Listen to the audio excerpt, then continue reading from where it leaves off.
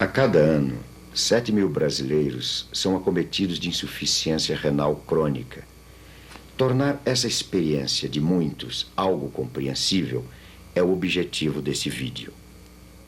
Insuficiência renal crônica é o estágio final de vários tipos de doenças renais, conhecidas popularmente como nefrite. A origem de uma nefrite pode ser uma doença hereditária, ou seja, que se transmite de geração a geração através dos familiares.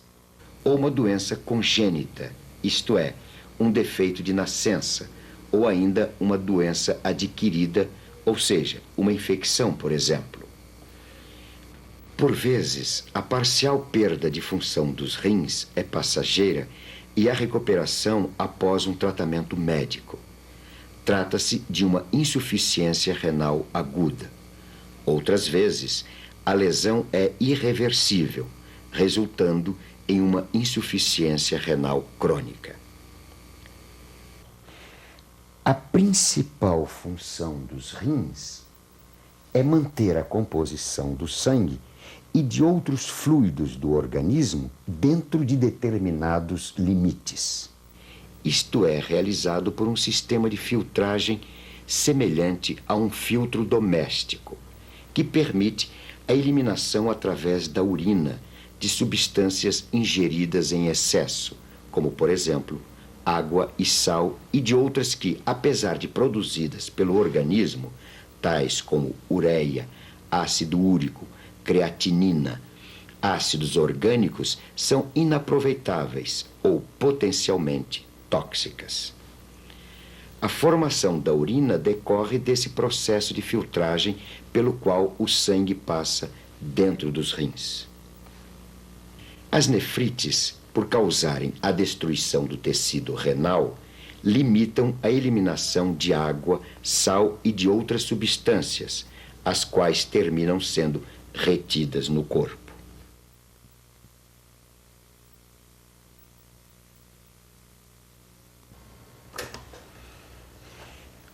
O excesso de água que se acumula no organismo termina por ficar retido nos espaços embaixo da pele, provocando o inchaço. O acúmulo de água é também responsável por outra alteração extremamente importante, a hipertensão arterial, também conhecida como pressão alta, a qual impõe um trabalho extra exagerado ao coração, podendo, ao longo do tempo, produzir distúrbios cardíacos graves como infarto do miocárdio, derrame cerebral e arritmias cardíacas. 50% das mortes ocorridas em pacientes renais crônicos pode ser atribuída a problemas decorrentes da pressão alta. Os rins, ao não mais funcionarem normalmente, provocam, por exemplo, a retenção do metabolismo das proteínas encontradas em carnes, queijos, leite e seus derivados, ocasionando em seu conjunto o que é conhecido como uremia, que se manifesta geralmente nas fases mais avançadas da insuficiência renal crônica e pode ser reconhecida por gosto de urina na boca, falta de apetite, fraqueza, sensação de frio, náuseas, vômitos, emagrecimento e coceira por todo o corpo. Daí a importância em comer alimentos e tomar líquidos apenas na quantidade determinada pelo médico. Outras manifestações da insuficiência renal crônica são sede, diminuição no volume de urina, falta de ar por acúmulo de água nos pulmões ou anemia por deficiência de um hormônio produzido pelos rins e responsável pela regulação da quantidade de glóbulos vermelhos. Ou ainda problemas ósseos por falta de vitamina D3. Também a retenção de potássio, elemento normalmente encontrado em alimentos tais como frutas cítricas, pode ser causa de arritmias cardíacas graves. Deve-se, no entanto, salientar que muitas pessoas não apresentam nenhuma queixa ou desconforto até que a insuficiência renal tenha já atingido graus muito avançados.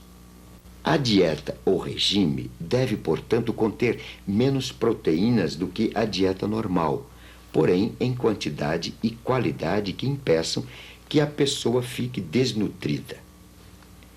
Alimentos como pão, macarrão e doces são recomendados. O sal deve ser reduzido, sendo que deve ser retirado totalmente da alimentação nos estágios avançados da doença, quando o volume de urina não ultrapassa meio litro por dia.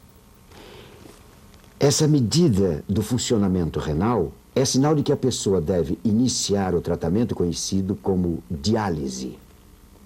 Há 3 maneiras de tratar a insuficiência renal crônica: a conservadora, a diálise e o transplante renal. Uma maneira não exclui necessariamente outra, podendo medidas conservadoras serem ainda necessárias quando se opta pela diálise. A maneira conservadora consiste na modificação da alimentação e no uso de medicamentos. A diálise passa a ser recomendada a partir do momento em que só a dieta associada a medicamentos não mais controla os sintomas da insuficiência renal crônica. Ela consiste na filtragem ou passagem do sangue por uma membrana que funciona como um filtro e que visa remover as substâncias acumuladas no corpo devido ao mau funcionamento dos rins. Essas substâncias, entre outras, podem ser água, sal, potássio e produtos da transformação das proteínas pelo organismo. O aparelho utilizado para a realização da hemodiálise chama-se rim artificial. O rim artificial bombeia o sangue da pessoa através da membrana que faz as vezes do rim humano. O sangue, após ser purificado, volta ao aparelho circulatório da pessoa. Para ser possível o uso da hemodiálise, é necessário criar uma via de acesso vascular, ou seja, uma maneira de fazer com que o sangue possa ser enviado ao rim artificial e ser recebido de volta.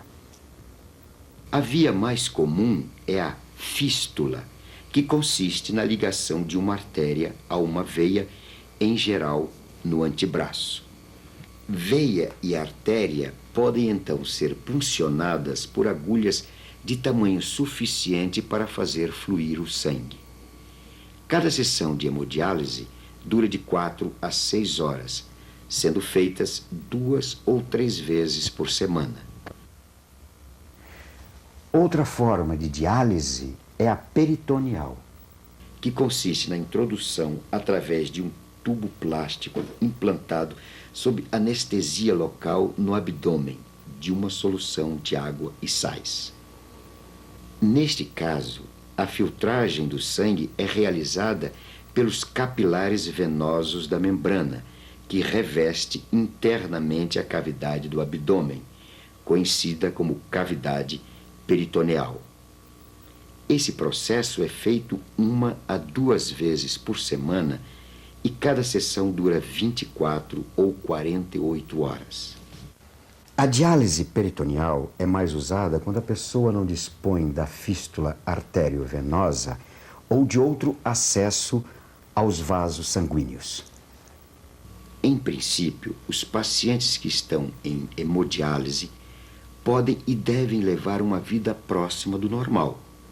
Até mesmo trabalhos que exigem um certo grau de esforço físico, como o de pedreiro, motorista ou mecânico, podem ser realizados, ainda que tal prática não seja comum, pois o trabalho de reabilitação, ainda que imensamente desejável, é reduzido.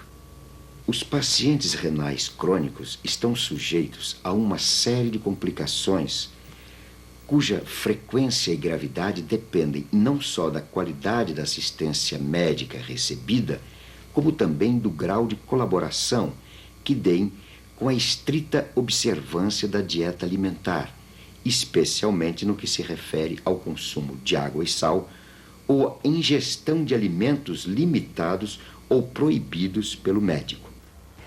A dieta deve ser individualizada, pois cada paciente tem necessidades diferentes, em momentos diferentes, devido a vários fatores que podem coexistir, tais como diabetes, insuficiência cardíaca, hipertensão e desnutrição.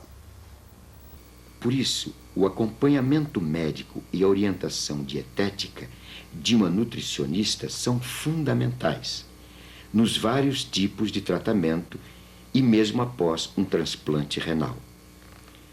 No regime ou na dieta restrita, concentra-se quase sempre a não aceitação das pessoas às modificações que a insuficiência renal introduziu em suas vidas e hábitos alimentares.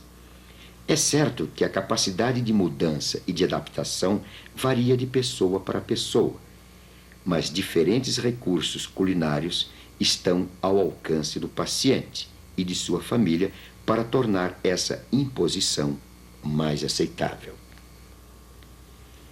O transplante renal é a forma mais satisfatória de tratamento, especialmente para pacientes com menos de 60 anos, uma vez que possibilita uma reabilitação praticamente completa na maioria dos casos. O transplante renal consiste na implantação no abdômen do receptor de um rim proveniente de um doador vivo ou de um rim de cadáver. Exames são realizados para determinar o grau de compatibilidade entre o receptor e o doador, a fim de reduzir a possibilidade de rejeição do enxerto. Pacientes transplantados são medicados com drogas que recebem o nome genérico de imunossupressores. Esses medicamentos, se de um lado asseguram o bom funcionamento do enxerto, por outro lado apresentam uma série de efeitos indesejáveis, sendo o aumento da suscetibilidade às infecções o mais grave deles. Qualquer dúvida que você tenha após ter visto este vídeo, converse com a pessoa que o projetou ou volte a falar com seu médico.